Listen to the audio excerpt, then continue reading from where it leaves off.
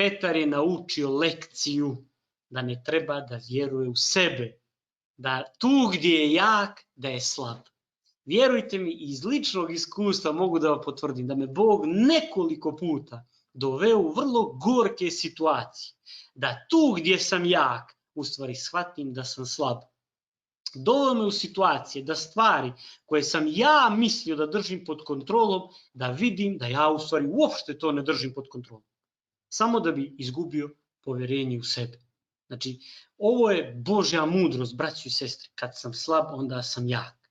Znači, kod Boga nema toga. Znači, niko ne treba da žali. Zašto nije imao neki talenat, neku sposobnost, neki intelekt i neku posebnost? Zašto? Zato što je to od starog čovjeka, kako god da je. Sad, kad smo primili novi duh, braći i sestri, to više nije isto ono stvorenje. Sad ako primiš ti isti duh, ali hoćeš sa novim duhom, sa tvojim sposobnostima da ideš naprijed. Šta je to? Ko je to? Opet živi stari čovjek. Mora da živi onaj iznutra, to je Hrist. Ajde uzmemo sad onoga koji nije imao talente i sposobnosti. Hrist je u njemu i on dopušta Hristu kroz njega da živi. Ko je u prednosti? Ovaj što nije imao talente i sposobnosti ili ovaj koji misli za sebe da je pametan? A Bog će mnogo više da uradi kroz ovu osobu koja nije imala ni sposobnosti ni talenta, koja se predala Hristu.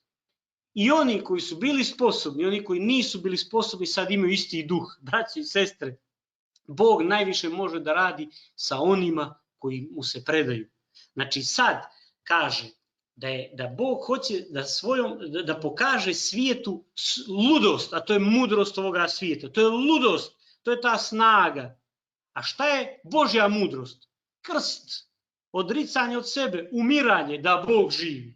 Vidite li kako se suprote ta, da kažemo, Božja mudrost i ova ljudska, ovozemaljska mudrost. Znači, braći i sestre, čista savjest, čisto srce, Božja mudrost jeste da dođeš kod Boga i da shvatiš da ti ne možeš ništa, da nisi sposoban za ništa, da ne vjeruješ u sebe. I onda ćeš se nagledati čuda u svom životu. Jednostavno, to je Božja mudrost i mi vidimo biblijske primjere upravo toga.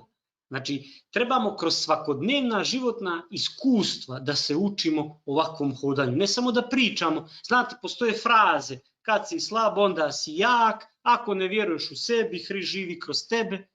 Jeste, ali kako je u tvom svakodnevnom životu? Kad se ti suočiš sa nekom situacijom, kako reaguješ? Da li čekaš ili odmah ideš na svoju mudrost? Znate, postoje situacije koje nisu prijatne. Da li tad čekaš ili kažeš moram nešto?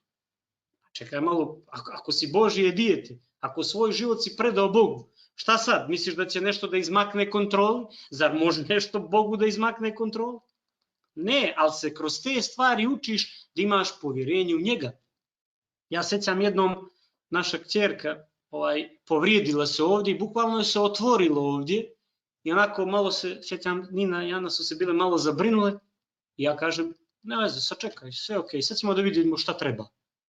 Ništa, Nina je naravno prihvatila odmah to, mislim, sad ćemo da vidimo šta treba. Kako da imamo šta treba, imaš pocijepano, zar ne treba da se reaguje? Ne, da vidimo to, pa to Bog kontroliše. Braći i sestre, vrlo brzo nam je Bog kazao kako to da saniramo i to se saniramo.